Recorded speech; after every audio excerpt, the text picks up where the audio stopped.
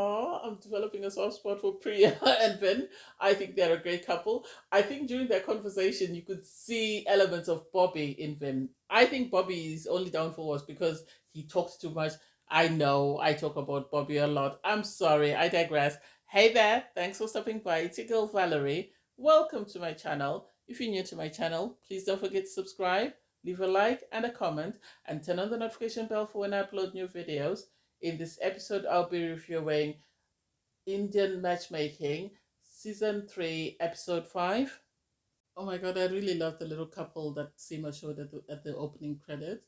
I thought their chemistry was amazing. I like the fact that she introduces couples, whether they are people that fell in love or whether they're people that were matched, just to show that there are different types of relationships in the world.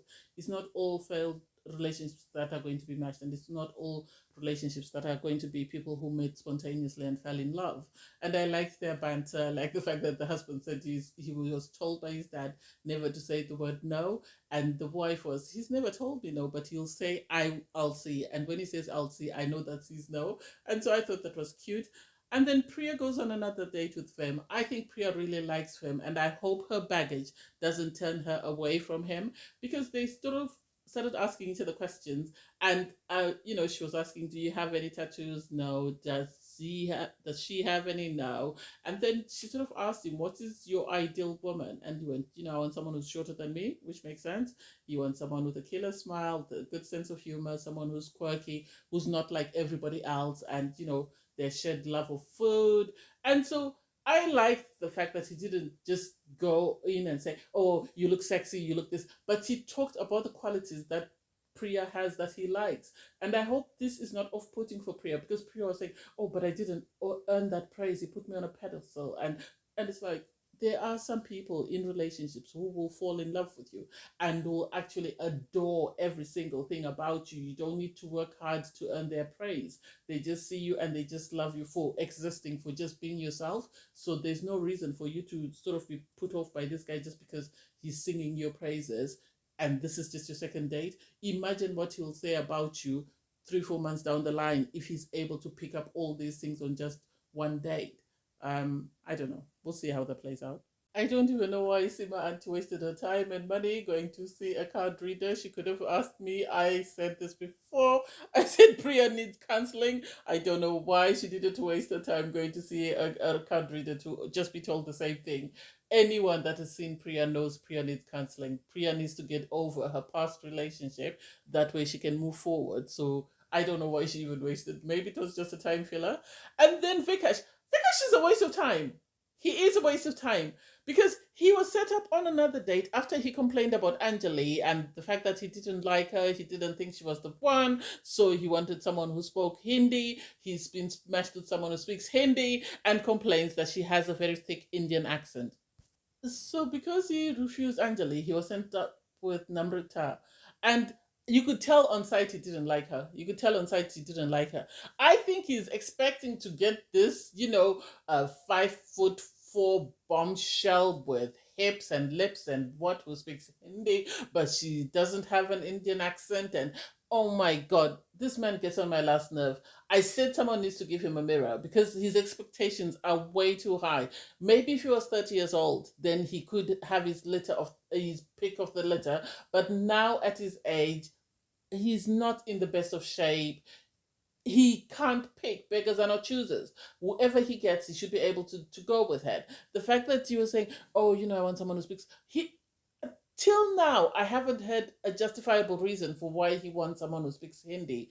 I don't get it. And the fact that during their date, they were asking each other questions. And he was asking her questions, she was asking him questions, back and forth. And then he says, well, it was like a checklist. I didn't feel any chemistry. And it's like, what sort of woman do you want? Go to a lab, make yourself a woman, stop wasting people's time and stop upsetting people. You could tell Namrata really liked him and she felt, he was an ideal catch. She was actually she was actually praising Sima for matching her with Vikash, only for Vikash to turn around and say, "Oh no, she's not it for me. She's a checklist. She's got too much of an Indian accent. She's make it make sense." "Oh, do you want children?" Yes, she wants a child. She doesn't want children. He wants children. How many does he want? Oh God, he gets on my last nerve. Make it make sense.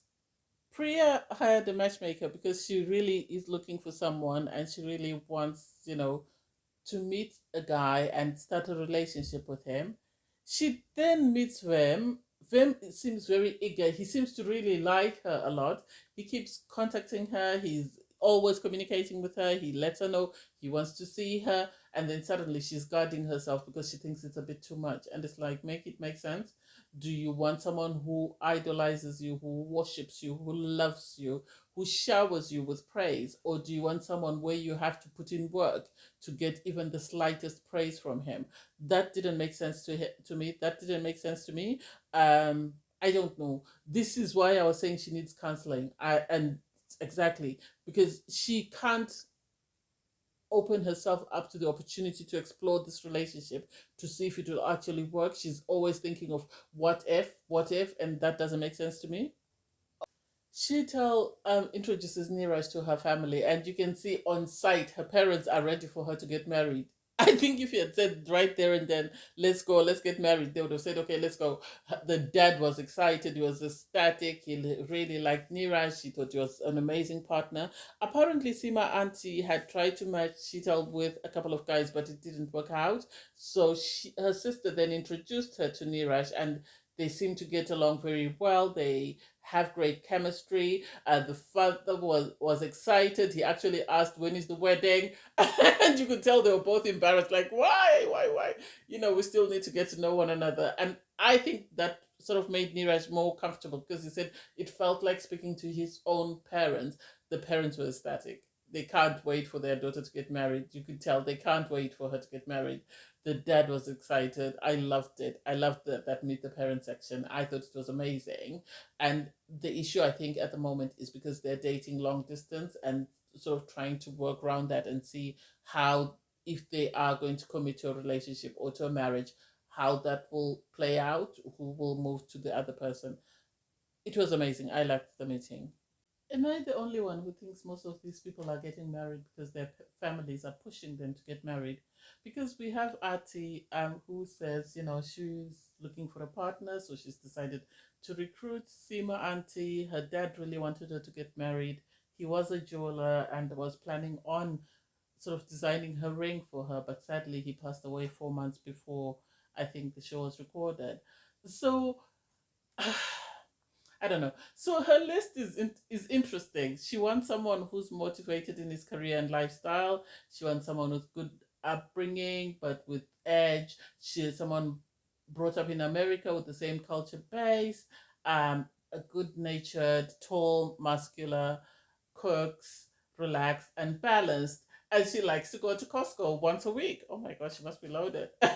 Or maybe she just goes for the free samples. Anyway, initially when I looked at her list, I thought, oh my god, here's another free cash. Maybe they should match her with free cash. But then I saw tall, yes, he meets tall criteria, but he's not muscular, so that bet he wouldn't, meet the requirements. I think most of her list is on the based on her idea of the man that she thinks her dad wanted her to marry. I don't think this is the guy that she herself wants for herself. And so it's going to be difficult for Sima to match her with anyone else because she wants someone to take her to Costco. And it's like, nah. Some of these lists, I think people are just drawing up lists without actually a lot of forethought, without a lot of insight into what makes them tick as a person.